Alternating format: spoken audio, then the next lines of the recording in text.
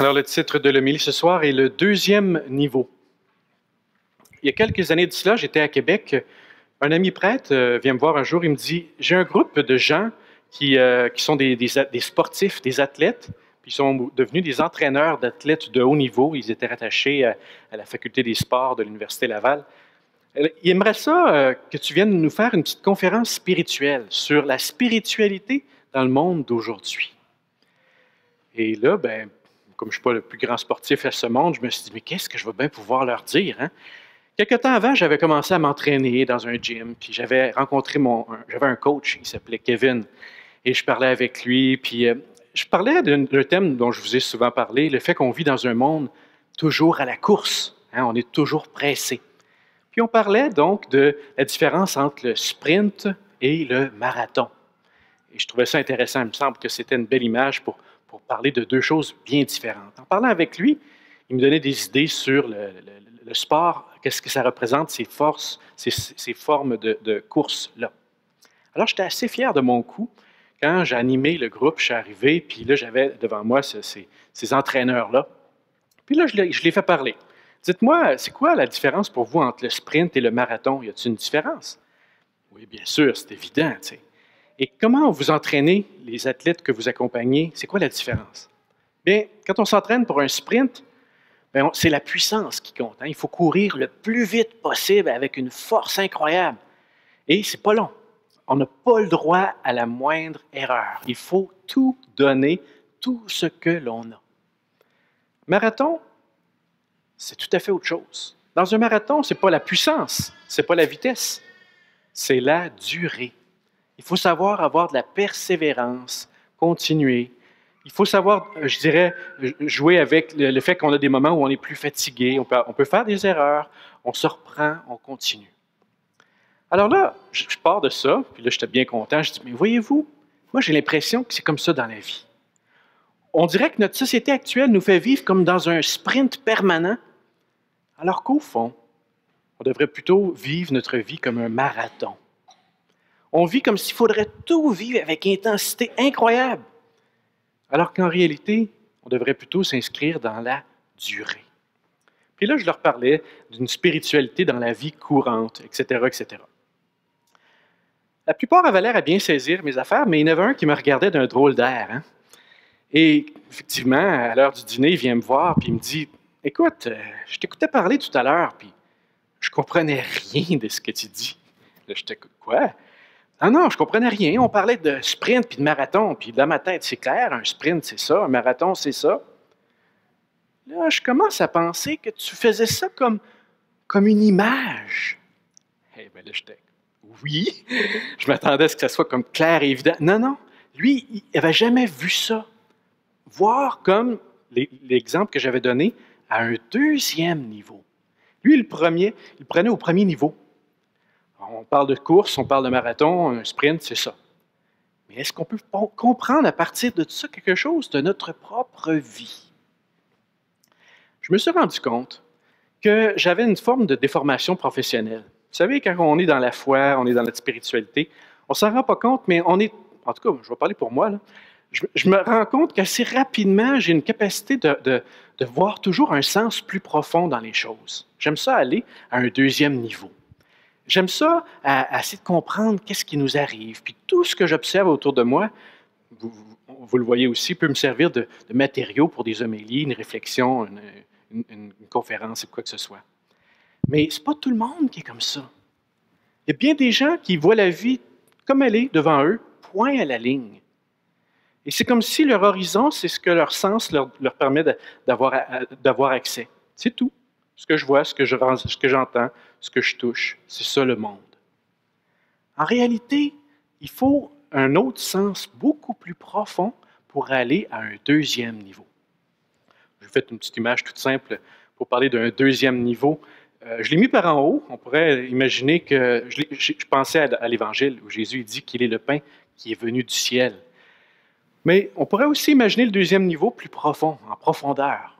En réalité, on pourrait penser que des fois, on est à la surface des choses et qu'on aurait plutôt à descendre plus creux. Alors, par en haut ou par en bas, demandons à Jésus ce soir dans cette Eucharistie qu'il nous aide avec lui, qu'il nous entraîne à comprendre le sens des choses bien davantage que ce qu'on voit dans un premier niveau.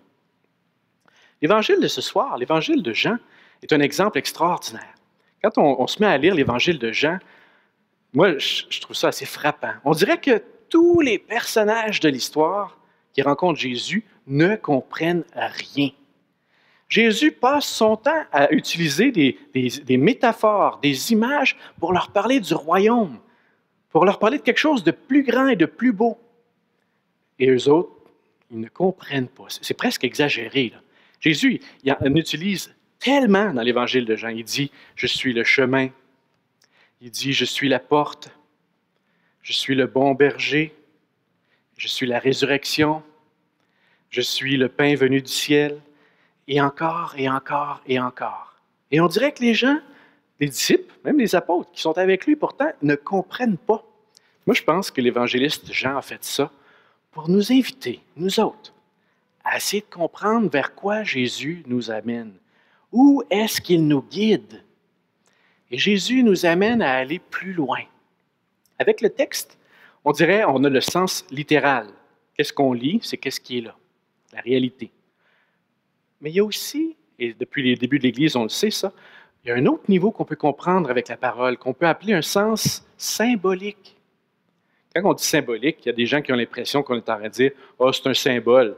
Donc, ce n'est pas vrai. Attention. Un symbole, c'est très vrai. C'est très réel. Ce n'est pas parce qu'on ne le saisit pas d'emblée ou juste rationnellement qu'il n'y a pas une réalité. Okay? Mais un sens symbolique, ça va plus loin. Passer d'un texte, on n'escamote pas le sens littéral, mais on comprend qu'il y a d'autres choses dans le texte. Puis je dirais que si on développe cette manière de lire la parole, on est invité à faire la même chose avec notre propre vie. Tout ce que tu vis a une profondeur que tu ne peux même pas imaginer. Tout ce que nous avons comme expérience est porteur d'une profondeur. Il faut apprendre à développer ce regard de foi sur notre vie. Et c'est ça que Jésus avait. Il regardait les oiseaux, il regardait les moutons, les fleurs des champs. Tout ce qu'il voyait l'inspirait à parler du royaume de son Père, de l'amour de Dieu. Et c'est à ça que Jésus cherche à nous inviter, à entrer avec lui dans cette profondeur de regard, un regard de foi. L'Évangile de ce soir, c'est peut-être une des images les plus fortes. Okay? C'est quand même une image très, très exigeante et pas facile à recevoir. Si on s'arrête à la première lecture, le premier niveau de lecture de ce texte-là, ben on va dire comme les gens, qu'est-ce que Jésus est en train de dire? Comment il peut nous donner sa propre chair à manger? Voyons donc. Jésus, il dit, « Mangez ma chair, buvez mon sang. » Là, j'espère que je ne vais pas vous surprendre, là, mais Jésus, il n'est pas en train de nous inviter au cannibalisme, OK? Il n'est pas en train de faire de nous des vampires ou je ne sais trop qui buvons le sang ou qui mangeons la chair. Non. Jésus parle donc à un niveau plus profond. Mais ce qui est intéressant à savoir, c'est que dans les premiers siècles de l'histoire de l'Église, les chrétiens ont été accusés de cannibalisme. On disait, vos rituels, c'est du cannibalisme. Vous mangez de la chair, vous buvez du sang. Les gens à l'extérieur n'avaient pas compris le cœur du mystère de la foi chrétienne. Non, il faut aller plus loin. Alors ce soir, qu'est-ce que Jésus nous dit? Il me semble que si on accepte de dépasser ce côté un petit peu difficile de l'Évangile qu'on vient d'avoir, là, on va découvrir que Jésus a pour chacun de nous ce soir un message très important. D'abord, il nous dit qu'il est le pain venu du ciel. C'est lui, ça. Il est en train de nous dire d'où il vient, son origine. Il vient de Dieu. C'est une déclaration très forte de la part de Jésus, de sa divinité. Je suis le pain venu du ciel. Et c'est une image. On pense évidemment à la manne. Hein? Pour les Juifs, c'était le pain que Dieu avait donné à Moïse dans le désert. Le nouveau pain, c'est Jésus lui-même. Alors Jésus ne donne pas juste des choses extérieures, il se donne tout entier. Et ça me paraît un message important. Celui que nous suivons, notre Maître, notre Dieu, notre Seigneur, il ne se donne pas à moitié. Il se donne complètement. Puis il nous invite à faire de même.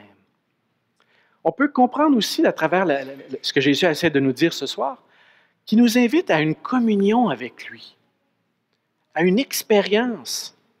Il veut qu'on ait un lien avec lui, je dirais, intérieur. Pas juste qu'on reçoive un message comme de l'extérieur. C'est un peu le danger qui nous guette, les chrétiens. On peut avoir une adhésion, je dirais, de principe. Je suis d'accord, moi, Jésus, c'est un bon enseignant, c'est un bon maître. Il y a des bonnes idées, des bonnes doctrines, des principes de vie. C'est bien plus que ça.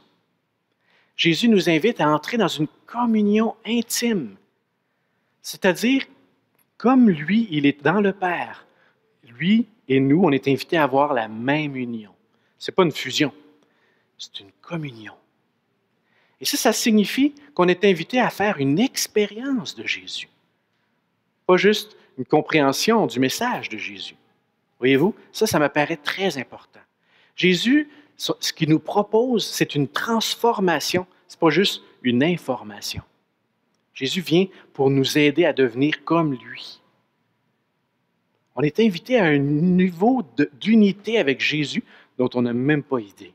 Ça dépasse tout ce qu'on peut imaginer. Jésus nous dit que si on communie à lui, nous aurons la vie éternelle. Et ça, dans Saint Jean, c'est une expression extrêmement forte. Jésus nous parle d'une vie en plénitude, d'un bonheur en plénitude qui nous est offert, si on accepte.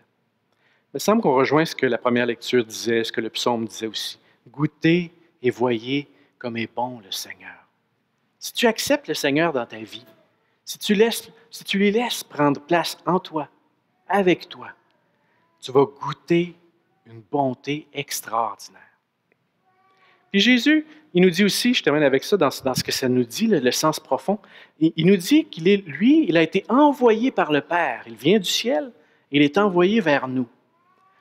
Communier à Jésus, ce n'est pas quelque chose de statique, juste comme, je me sens bien, tu sais, c'est mon bien-être intérieur, spirituel. C'est quelque chose qui nous met en marche, qui fait de nous des envoyés comme Jésus.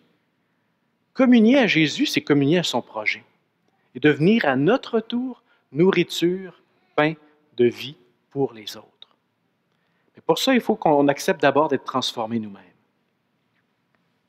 Je pense que c'est un peu ça que le deuxième niveau de lecture ce soir peut nous permettre de comprendre. Mais je pense qu'il y en aurait encore beaucoup de choses qu'on pourrait approfondir.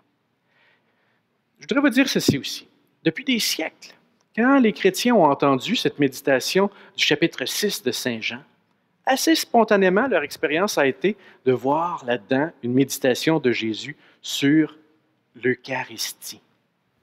Spontanément, les chrétiens ont vu que Jésus est en train de leur parler de quelque chose de grand. Justement, Jésus ne fait pas juste nous parler, il nous donne le sacrement qui va nous permettre de le vivre. Dans chacune de nos Eucharisties, nous pouvons arriver à ce niveau de communion. Moi, je pense qu'on est trop habitué à la messe. Je pense qu'on vit nos messes peut-être trop par routine. Essayez d'imaginer le nombre de messes que vous avez eues dans votre vie. Seriez-vous capable, ferez l'exercice si ça vous plaît, essayez de compter le nombre de fois que vous êtes allé à la messe dans votre vie.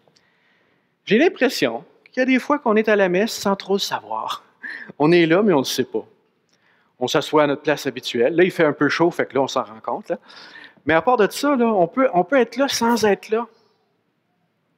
On peut venir communier. On peut dire Amen, on communie, sans même s'en rendre compte. Je pense qu'il faudrait redécouvrir le côté proprement extraordinairement, incroyablement difficile et étonnant de l'Eucharistie. Essayons de nous imaginer dans le cœur, dans la tête de quelqu'un qui viendrait ici pour la première fois, qui n'a jamais assisté à une messe. Il y en a peut-être un ici à soir, là, une à soir. Et là, la personne arrive, puis elle nous voit assis dans des bancs en train d'écouter quelqu'un en avant qui parle, comme ça. Là. Puis après ça, il y a une longue prière. Puis après ça, on s'en vient communier, puis on reçoit quelque chose comme ça dans nos mains. Puis celui qui est habillé en vert ou en blanc, là, il dit le corps du Christ. Le corps du Christ? Puis nous, on répond Amen. Amen. C'est étonnant, l'Eucharistie. Depuis des siècles, c'est un des objets de foi les plus difficiles à saisir. Et je crois qu'il faut une grâce pour entrer dans un deuxième niveau, pour comprendre vraiment le sens profond de cette communion qui nous est offerte dans l'Eucharistie. Ce n'est pas pour rien que dans la prière eucharistique même, on dit à un moment donné qu'il est grand le mystère de la foi. Demandons à Jésus ce soir qu'il nous aide à entrer dans ce niveau de communion, qui nous donne de goûter sa bonté. Demandons à Jésus qu'il fasse de nous des gens qui vivions l'Eucharistie et que nous la laissions nous transformer. Moi, c'est ce que j'ai le goût, en tout cas. Alors, en terminant, je dirais ceci. Ne soyons pas comme cet entraîneur sportif de Québec là, qui voyait toutes les choses au premier niveau. Là. Laissons-nous pas arrêter ce soir par la difficulté du texte de l'Évangile de Jean. Laissons-nous pas non plus arrêter par le défi que représente l'Eucharistie. Demandons à Jésus qu'il soit notre entraîneur, qui nous aide à accéder à ce deuxième niveau de profondeur ou d'élévation. Ainsi, je suis sûr qu'on va pouvoir dire comme le psalmiste, « Oui, vraiment, goûtez et voyez comme est bon le Seigneur. » Et ça va être vrai pour toi, ça va être vrai pour moi. Amen.